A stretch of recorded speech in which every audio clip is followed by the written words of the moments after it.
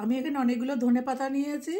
ধনেপাতার এই শিকড়ের দিকটা ফেলবো, আর যেসব পচা পাতা আছে ফেলে ভালো করে, যে এরকম হলুদ হলুদ পাতা আছে এগুলোকে সব ফেলে দেবো। ফেলে ভালো করে ধুয়ে নিয়ে আসবো। আমি ধনেপাতাগুলোকে ভালো করে আবার ধুয়ে জাস্ট একটু কেটে নিয়েছি, ফাইন কুচি করিনি, জাস্ট একটু দুয়াদখানা করে কেটে নিয়েছি। আমি একটা প্যান বসিয়ে দিয়েছি, দিয়ে দিচ্ছি এখানে সর্ষে, আর দেবো একটু জাস্ট এটুকু পরিমাণ ধনে। এবার এটাকে একটু ভালো করে, যখন ফুটফুট করে ফাটতে শুরু করবে তখন আমি গ্যাসটাকে নিভিয়ে দেবো। এই যে একটু একটু করে ফাটতে শুরু করেছে, ফুটতে শুরু করেছে, এই অবস্থায় আমি গ্যাসটাকে বন্ধ করে এর মধ্যেই রেখে দেবো। রেখে ঠান্ডা করে গুঁড়ো করে নেব। আমি একটা কড়াই বসিয়ে দিয়েছি, এখানে কিন্তু কোনো তেল জল কিচ্ছু দেইনি। এবার এই ধনেপাতাগুলোকে আমি ভালো করে শুকিয়ে নেবো, মানে এক্সট্রা যে জলটা আছে পুরো শুকিয়ে নেব।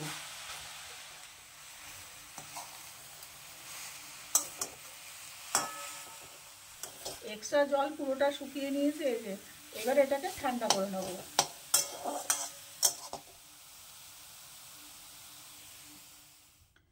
আমি একটা প্যান নিয়েছি, গরম করে দিয়েছি, দিয়ে দিলাম সর্ষের তেল। তেলটা একটু বেশি দিতে হয় যে কোনো আচারেই। এবারে এর মধ্যে ফোড়ন দিয়ে দেবো, 5 ফোড়ন, আর দেব শুকনো লঙ্কাগুলো আমি আধখানা করে দেবো। এটা আপনারা কেমন ঝাল খান সেই বুঝে লঙ্কাটা দেবেন। এখানে আমি কোনো লঙ্কার গুঁড়ো করে ব্যবহার করব না, সেই জন্য আমি শুকনো লঙ্কাটা বেশি করে দিয়ে দিলাম। এবার আমি দিয়ে দিচ্ছি কয়েকটা রসুনের কোয়া।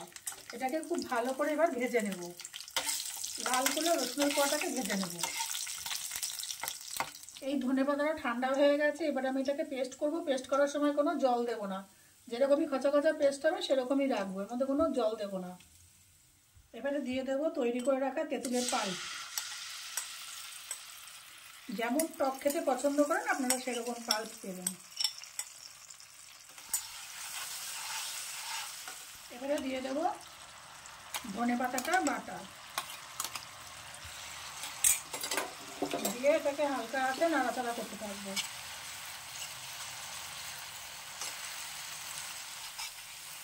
কিছুক্ষণ নাড়াচাড়া করার পরে আমি দিয়ে দিচ্ছি স্বাদ অনুযায়ী লবণ, দিয়ে আবার একটু ভালো করে নাড়াচাড়া করব। এবার এখানে দিয়ে দেবো চিনি। চিনিটা আপনারা যদি টক খেতে, ঝাল ঝাল খেতে পছন্দ করেন তাহলে চিনিটা দেবেন, অল্প দেবেন। আর আমি যেহেতু একটু মিষ্টি মিষ্টি খেতে পছন্দ করি সেই জন্য চিনিটা আমি একটু পর্যাপ্ত পরিমাণেই দিলাম। একটু টক মিষ্টি ঝাল আমার ভালো লাগে, পুরো টক ঝাল ভালো লাগে না, সেই জন্য চিনিটা একটু পর্যাপ্ত পরিমাণ দিলাম। আপনারা আপনাদের স্বাদ অনুযায়ী চিনিটা দেবেন। এখানে নাড়াচাড়া, চিনিটা দেওয়ার পর নাড়াচাড়া করে দিয়ে দেবো সর্ষে, যে গুঁড়ো সর্ষে আর মেথি আমি গুঁড়ো করে রেখেছিলাম সেইটা।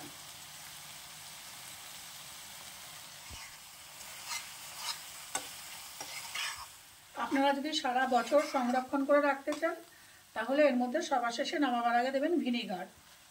আর আমার তো এটুকু আচার 2 দিনেই শেষ হয়ে যাবে, সেই জন্য আমি ভিনিগার দিলাম। আপনারা কিন্তু অবশ্যই ভিনিগার অ্যাড করবেন। তৈরি আমার সুস্বাদু ধনেপাতার আচার। আরেকটা কথা, এখানে তো ভিনিগার দেবেনই। আর যদি সারা বছর সংরক্ষণ করতে চান ঠান্ডা করে বয়ামে ভরে 7 দিন পুরো রেখে দেবেন রোদে, তারপরে আপনারা এটাকে সংরক্ষণ করে রেখে দেবেন সারা বছর।